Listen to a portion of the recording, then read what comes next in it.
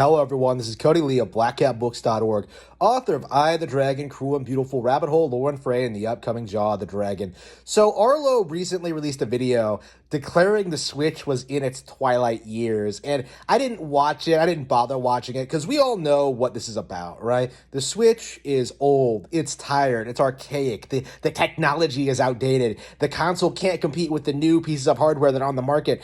It's typical Pretendo nonsense. Stuff we've been hearing since, the Game Boy, the NES, maybe? It is remarkable how gamers, people who supposedly really care about games, who really are heavily invested in the format, they seem to really think that having higher horsepower, making more expensive pieces of technology will actually make the console sell better, instead of having high quality, interesting games, which the Switch is still continuing to get to this day. Remember how a couple of months back, people like RGT85 and Review Tech USA were trying to tell you that Tears of the Kingdom, The Legend of Zelda, The Tears of the Kingdom, would be the last game ever on Nintendo Switch, and the Switch 2 would come out in by November this year.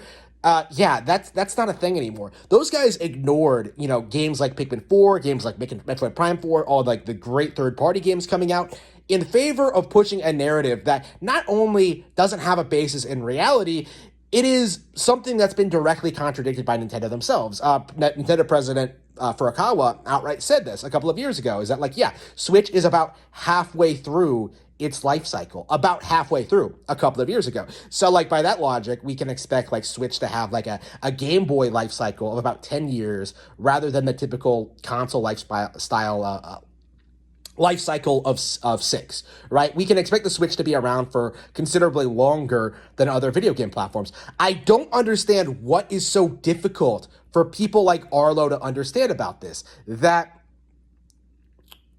the Switch is highly successful, highly popular, and will not be replaced anytime soon. We faced a similar situation with the 3DS, right? When the Switch came out in 2017, people thought the 3DS would be phased out immediately. But instead, what happened is that the 3DS continued getting releases up until 2019. And I think even now you can still buy brand new ones, even though they've stopped being manufactured. The 3DS has had a very successful life cycle, right? Lasting about a decade. And nobody really wants to acknowledge or admit it. Nobody wants to admit that there are still kids playing N64s and Game Boys. People who don't necessarily buy new pieces of hardware. Not everyone who plays video games plays on the most expensive, the newest piece of hardware. So as a result of that, why exactly would Nintendo be in a hurry to replace one of their most popular, successful consoles ever? Their soon to be most popular console ever, by the way, the most popular console of all time.